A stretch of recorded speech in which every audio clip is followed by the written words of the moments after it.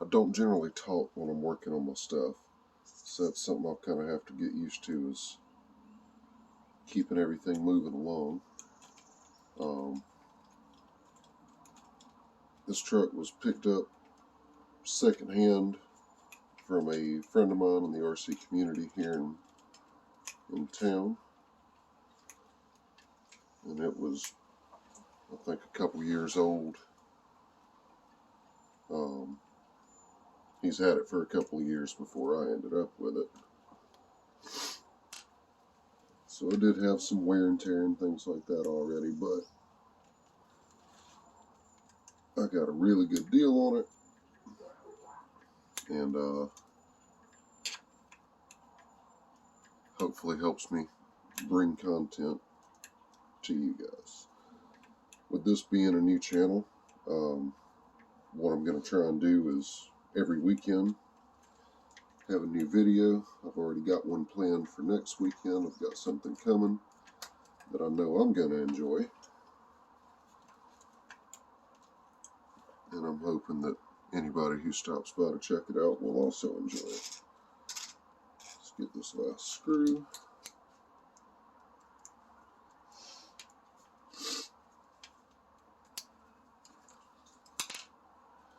There's that. I don't know, you guys can't see what I'm doing, but there's a spur gear. It's this big guy right here. And there's screws that hold it onto a plate. And I was just getting those out. Now, pop that guy off.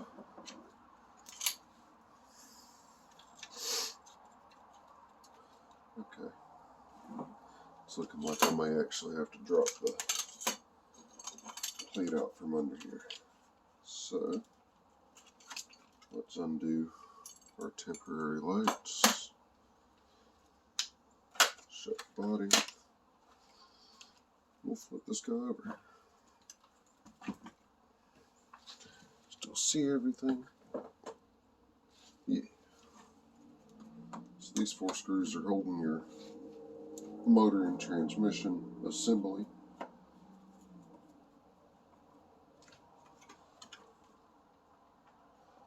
I don't think I want to pull it out that way. I think I want to take these links off and pull the whole kit and caboodle out of there.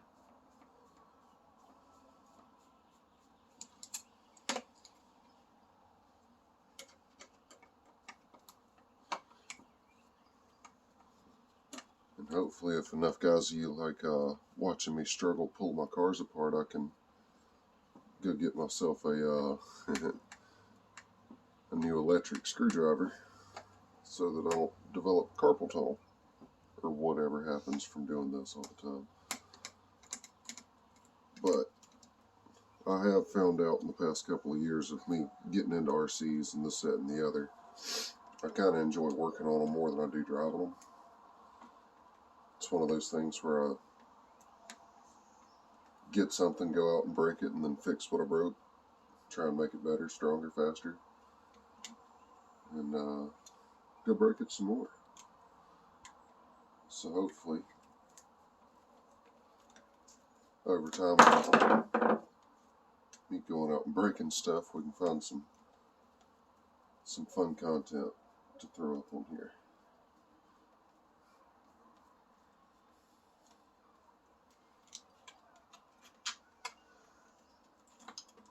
Just separate that. And there she is. Now, to keep everything from falling apart, I'm just gonna pop those back in. Go back to the top side. Unplug motor wires.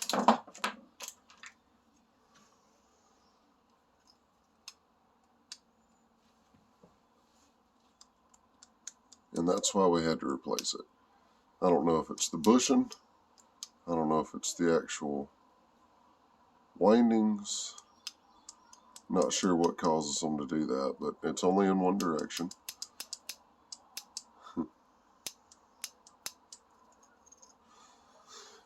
So, I do need to rub this little guy off of here. Let's see. There. I think I left very much in here. Alright, we're going to give it a quick pause. I got to get a tool. Alright. So now that we have the right size tool, let's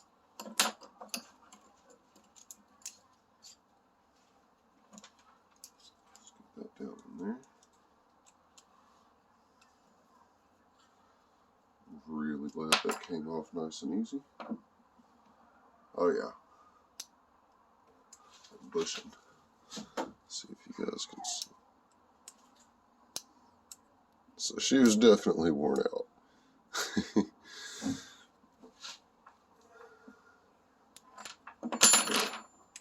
These are the same size, 540. Not really sure what this one is. It's what was in it when I got it, but it's pretty strong. I've heard that the stock Redcat motors are not all that fantastic, but it works better than that for the moment. I get the feeling that I'll be doing this again before very long. So let's close that up. Flip this back over. Let's go ahead and pull these screws out so I don't mess around and lose anything. Once again, I hope you guys can hear me. I'm trying not to be too loud. I'm out on my porch.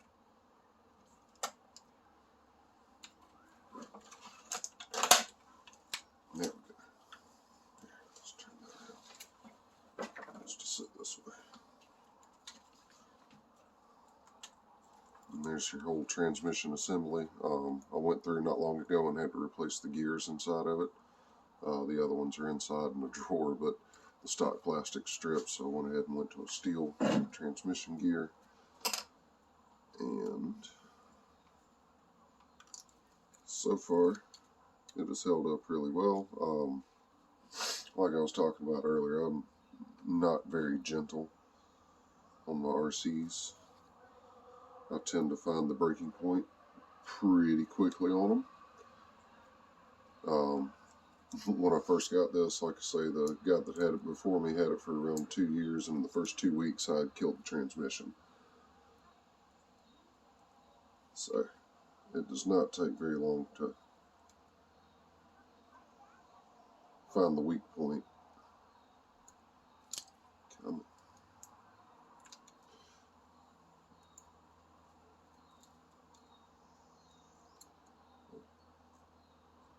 And like I say, hopefully I need to look up some YouTube videos on how to edit YouTube videos, but maybe I can shorten this process down a little bit and make it to where there's not as much filler.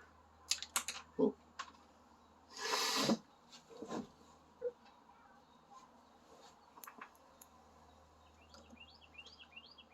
Make it a little more entertaining. Have intros, all that good fun stuff. Alright, we're just going to run those down. We're not tightening anything up yet. So it can still move. So we can set the mesh on these everest10 gears. You've got a flat, smooth side and a dimpled side. You want this side to be out. Everything's aligned the same. So you just put those little pegs through. Line it up with that gear a little bit. Push it on. See here, I've got to do some adjusting to everything, so that's why we don't really tighten it down yet. Now, just realized I put the wrong screws in the motor, but that's okay. Put that down a little bit. Pull this one out. Yeah, I see this tape down here. Yeah. Great. Sorry if I'm not speaking loud enough. Like I say, I'm out on my porch and I'm trying not to be too loud for the neighbors, and got kids. They're all inside watching TV. And I didn't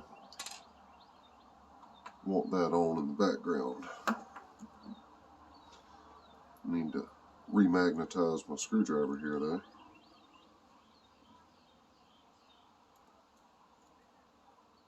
There we go. There we are. Let's go ahead and get this one. It's a really good example of why you want to keep a nice, clean, organized workspace, unlike what I have going on here. So that you have an easier time when you drop stuff.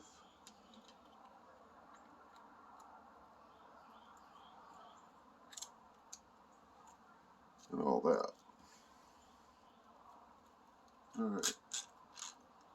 And this gear is just about worn out too. I don't have another stock Everest gear, but I do have a gear off of some sort of an ECX that originally used a slipper clutch.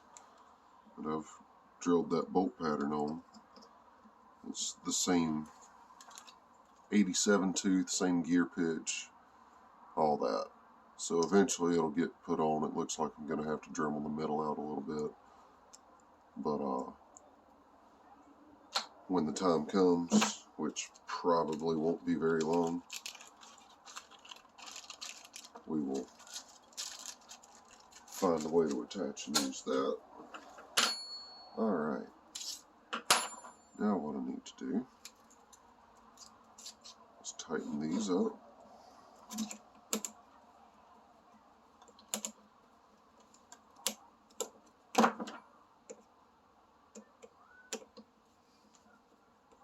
That's better.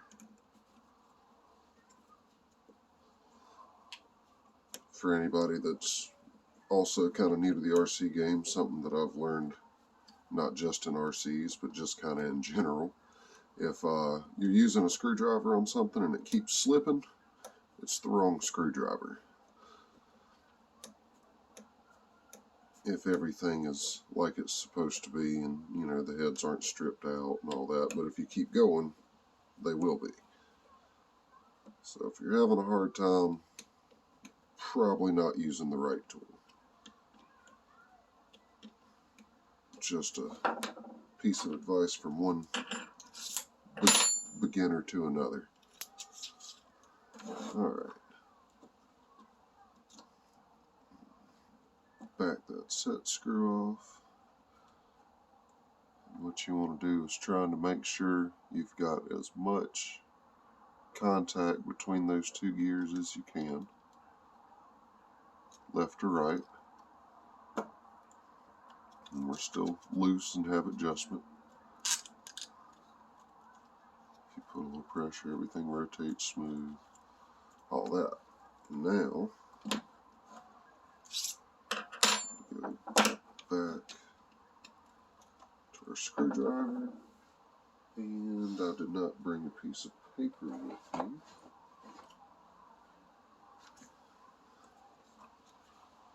So,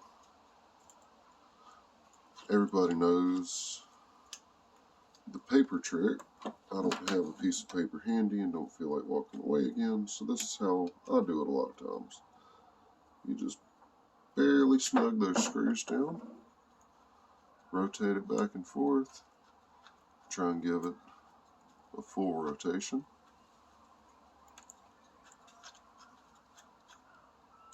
Make sure it's nice and smooth, it's not too tight.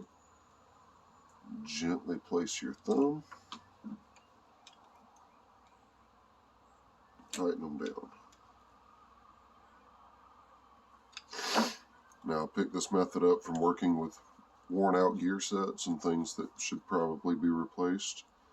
But it works out pretty well. It keeps it just tight enough that you don't slip, but not so tight that you wear your motor out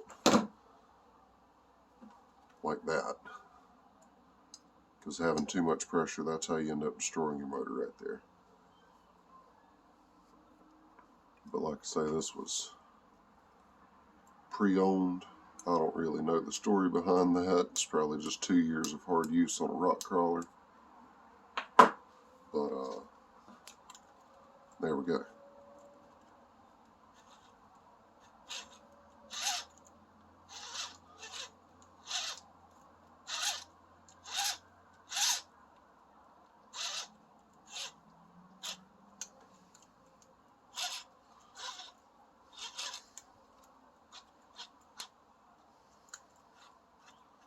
Alright, that's enough of that. Now on your Everest, you'll notice if you're doing this yourself, you have a slot back here in your battery tray. I would assume that you can flip this around. Everything looks symmetrical. I haven't tried that yet, but if I ever need to, we'll find out together. Should we slide your skid plate, motor, transmission assembly back in here. Make sure that we have clearance around that link for the motor. And somehow I managed to clear everything. Ideally, I would not have that as low down. I'll probably end up adjusting that before too long, but for the time being, just to see if everything works, I'm cool with it. Now, I'm going to go ahead and route these wires and get the motor plugged back in.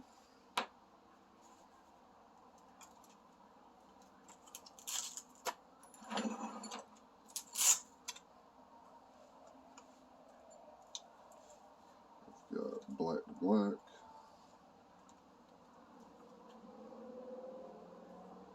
red to red. The antenna wires out of the way. Battery wires back in. Tighten it down. Alright. That should be good to go. Now, the next thing to do is get the drive shafts back in.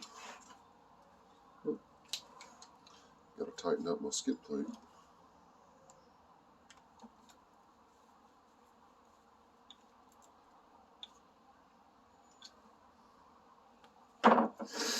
Alright.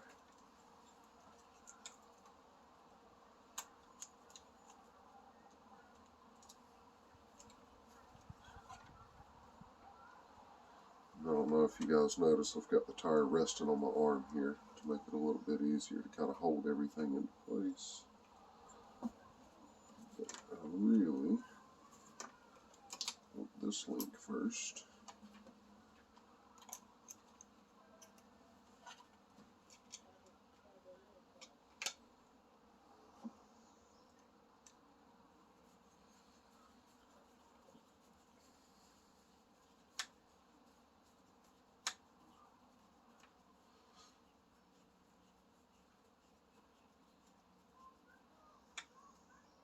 And there we go.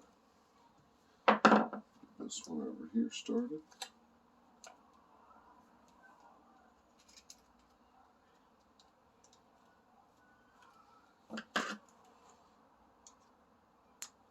I just saw today, apparently Redcat has come out with a new Everest 9, I think they're calling it. Or a Gen 9, not an Everest, I apologize, a Gen 9. It looks like it's going to be a pretty nice ready to run crawler. This is my first Redcat. All the RCs that I have outside of this are axial SCX 24s. That's how I kind of got into the hobby. My very first RC was the one that this body came from, which is WL Toys. It's an Amazon. It's almost hobby grade. meaning that there's upgrades and aftermarket and things that you can do to them and all that. The reason I say almost is because with the 12409, I think it was called, pretty much all the upgrades that I found for it are cheap, and they take a little bit of machining and a little bit of help to get them to go together. So that's why that car kind of got parted out.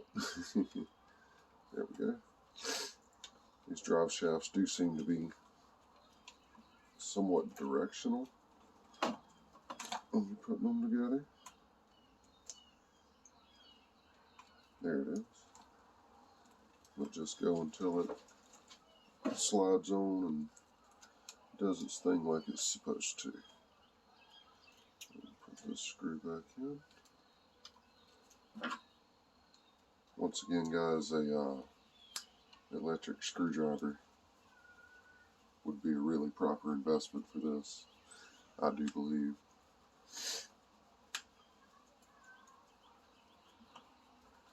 Maybe I can see about that in the near future. It depends on how well this whole YouTube thing does. Get a little more practice, get some better content, get better at talking, being able to entertain while I do this, because that would be much better than me just doing my thing, I feel like. I don't know.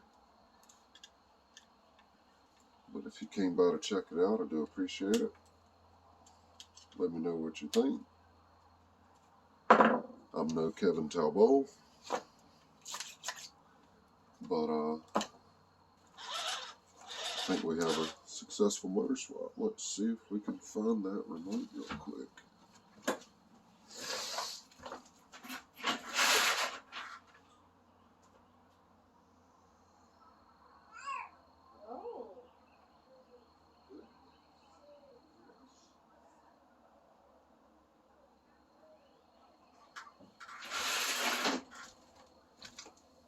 Alright. Turn the transmitter on. Turn your truck on. I'll show you guys how to do that one day too if you want. It happened by mistake to me, but I've fallen in love with it. Hey, hey. It's definitely a lot slower, but like I say, at least it runs again. We'll go through and upgrade it a little bit eventually. Alright, so the next thing is doing this new neato little light kit. Let's see how this works. Got 2 leads.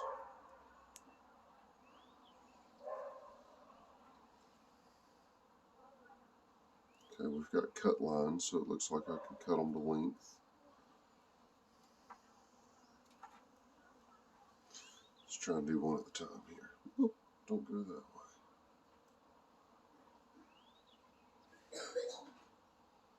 way. Alright, honestly, it looks like I really just need one of these guys to do this whole project. This kit, picked it up on Amazon. It comes with a little Y splitter. That's even better. I want to say this was all like $10. Both of these strips, that Y splitter. This is worth what I paid for it, in my opinion. 3-prong inside. These are 3-prong pins, but it's just 2 pins that are inserted. So I'm pretty sure it's just an on and off feature. Let's find out.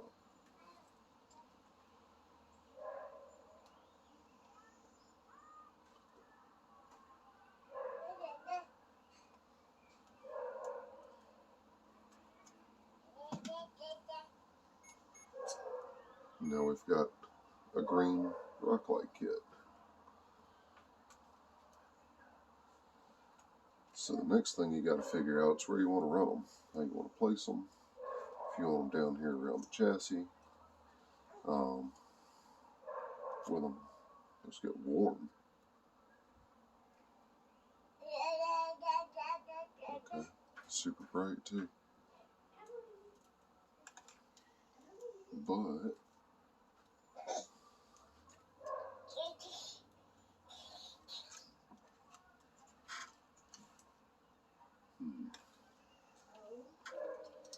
there's stick-on lights, but I'm not really sure exactly how I run them. It's something else I need to start planning my videos so that you don't have to watch me figure it out. I already have a plan, but I feel like that's plenty to do what I want to do with it. So, switch this back off for a minute, plug it, set the body back down, figure out where we want to run these. How about all along the bottom of this battery tray? I've got to take it out and clean it, but I think that's going to be the ticket until it comes loose and gets into the gear.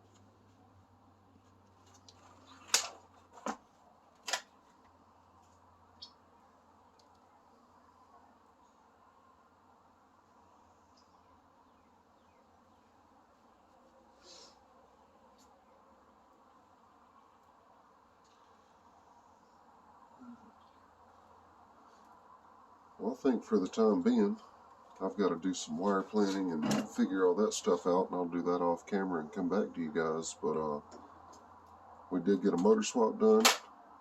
Once again, this Redcat everest10 modified body, set up kind of for mudding more than anything, but it makes a really good rock bouncer. I'll see if I can add some footage to the end of this of it running and all that good stuff. Actually, you know what? We'll go ahead and make some.